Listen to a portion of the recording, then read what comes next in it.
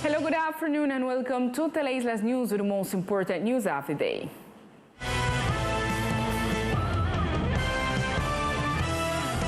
Today is the day in which the massive vaccination continues. This week it will be at the St. Louis Coliseum, where it is expected that all those who did not attend the first day to get their vaccines will attend.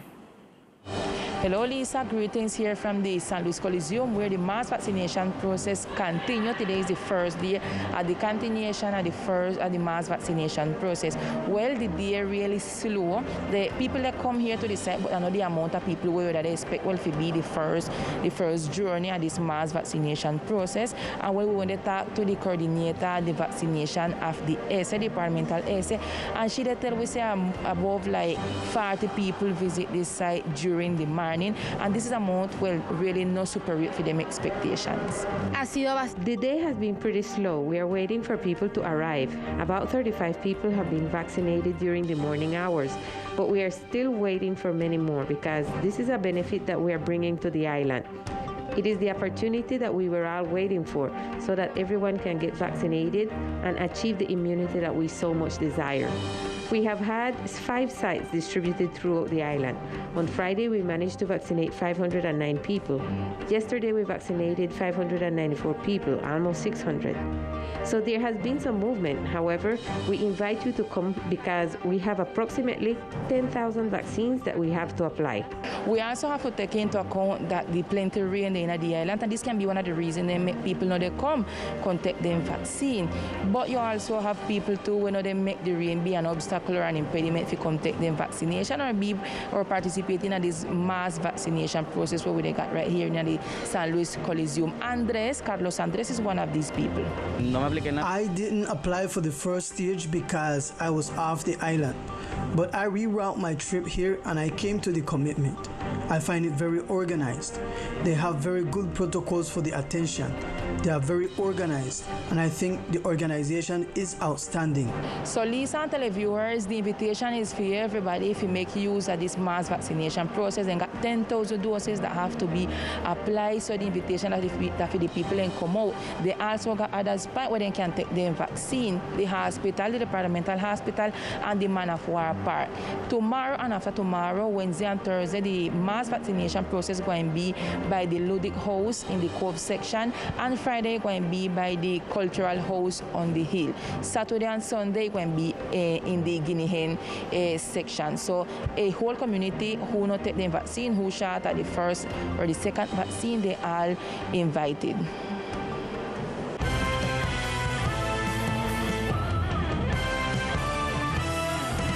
And due to a wave of measles and rubella that is sweeping the world, governments have decided to apply an additional dose for children. Gisela Livingston explains which will be the size for the children of our archipelago will be able to reinforce their vaccination schedule. Hello, Lisa and all the televiewers. The coordinator of immunization from the Secretariat of Health gives an invitation to all those parents who have not yet applied the vaccination against the measles and the rubella for their children. This is the facts. We are continuing to invite the people to carry their children from 1 year up to 10 years to receive 1 dose of measles and rubella. We're inviting the parents and the people that take care of these children, that they can carry them to the different points that will be setting up this Saturday and Sunday. We will have a vacunathon. While on the other hand, the official explained which will be the vaccination points for this Saturday and Sunday. We will have pints on Gobernación. We will have a pint. We will have an Pine Schoolhouse, Simpson Well, by the health center in St. Louis, and the CDC colors that stay in Santana. That will be Saturday and Sunday also. We will have some pints again because the vacunathon will be Saturday and Sunday, the 3rd and the 4th. And Sunday we'll have the La Esmeralda right there at beside the Bienestar Familiar, the Cancha from Barrick on the Hill, Gobernación and Hospital. Okay, additionally, the National Police and the National Army, and besides the SSITT, open the space for all those children to get the vaccination against the measles and the rubella. That's all the information for now for Teleislas. Gisela Livingston. Have a good day. And in the Congress of the Republic, there are several bills that seek to benefit the island community. Let's learn about them. The representative to the House, Elizabeth J. Pang, announced that the bill that seeks to encourage electronic commerce on the island has already passed to the last debate. She also mentioned that the legislative period has been very productive. We also have the reform of Law 915, which consists of the project to activate the economy of the archipelago through the promotion of e-commerce sales. This is in its last debate in the plenary session of the Senate, and besides that, we have another project that enhances the culture, which is to declare Raisality Day, just as we have the Afro-Colombian Day, so that the whole of Colombia has the opportunity to enhance the whole historical past of the archipelago, highlighting the Raisality Day that we have been celebrating on August 1st here in San Andres, but now it will be a national event. It is hoped that with this project, together with the Cultural Heritage Project, the department will be able to return to its pre-pandemic and pre-hurricane economy.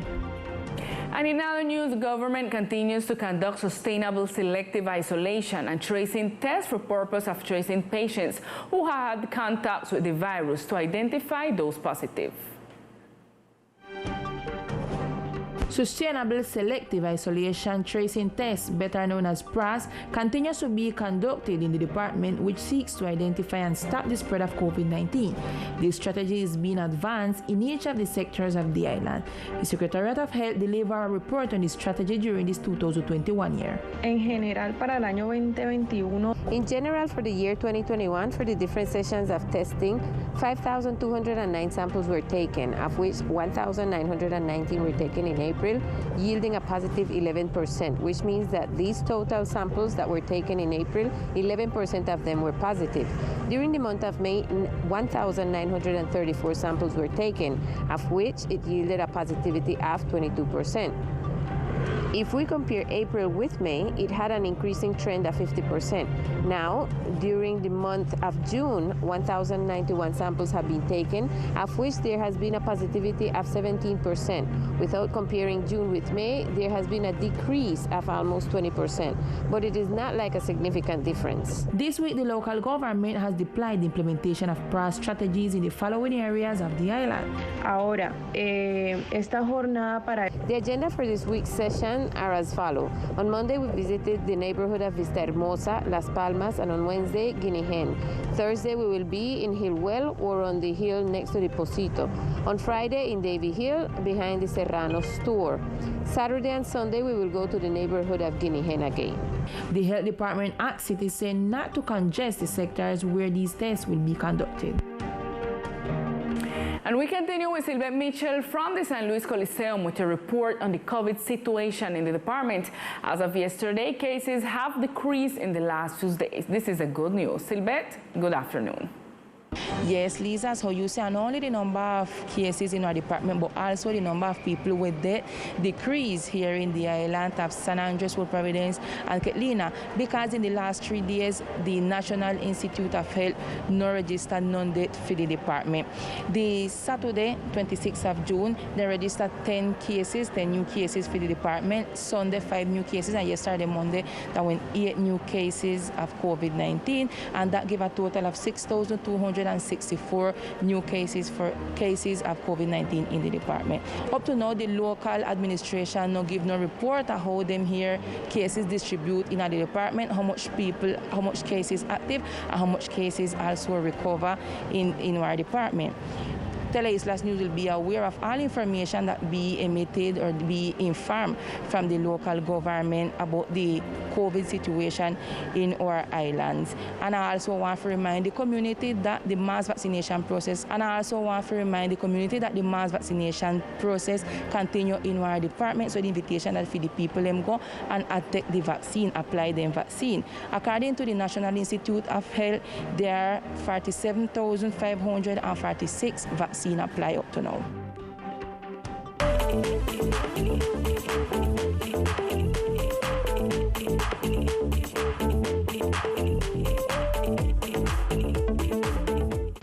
Hello, here are the best sports of the islands. With success and good performance, the handball exchange on the Spotlight Beach ended. The departments of Atlántico, Caldas, and the Colombian national team were invited to this exchange as they were looking for the opportunity of having a friendly match for the future competitions at the national level. In the exchange, the island delegations demonstrated once again their power and potential in this sport of beach handball, becoming champions once again in this event. We spoke with Leonardo Garibello, the coordinator of the event, on behalf of the Colombian Beach Handball Federation. Tuvimos 3 invitados, como fueron. We had 3 guests, as Caldas, Atlántico, and the Colombian national team. During these 3 days, we had 36 games in which everyone had enough participation and a public that responded merely in the afternoon hours. The Federation was logically very happy for this preamble that is coming for next July 16th to the 19th in the city of Cartagena, from the 13th through the 16th in the city of Medellin, and the Great Sports Festival of the Sea and Beach Games to be played in the city of Tolu and Convenias on October 28th through the 30th of this present year. Next year is the qualifiers for the South American and Pan American beach handball, and possibly beach handball will enter the Olympic Games next summer 2023 when Paris will be the host campus for these important games. And this is how Mariana Alzate of the Caldas delegation expressed her satisfaction. Nos sentimos muy satisfechos de haber participado en este. We feel very satisfied to have participated in this training camp and also to have participated in the qualifiers for the National Beach Handball Games. We are very happy. The experience was very nice and the experience was very nice and the reception on the island was very good from the other team members. According to Garibello, this tournament left both coaches and players satisfied, and they say they are ready for other international challenges. With friendly games of the children's football at the Maracana, coaches seek to recreate the children so they can start compete. Due to the COVID-19 pandemic, as well as other sport, soccer was suspended for the little soccer players.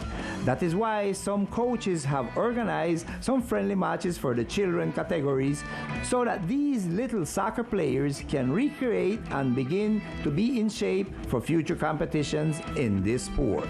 In the Maracana's field, one of these matches took place between the River Plate Club and Antonio Rada Club. This is what coach Luis Marriaga told us. Jugando un partido amistoso con la escuela Antonio Rada. We are currently playing a friendly match with the Antonio Rada School in the children's category for 12 and 13 years old kids. The idea of this activity today is that which has been going on Saturday after Saturday, where children can recreate and begin developing their competitive skills in soccer, as we had a very difficult year in local competitions last year. Returning to soccer activities at the Maracana is very meaningful for the children because it helps them both physically and psychologically, as mentioned by teacher Luis Marriaga. And this is all in sports for the moment. I am Victor Fusalva, Teleislas News.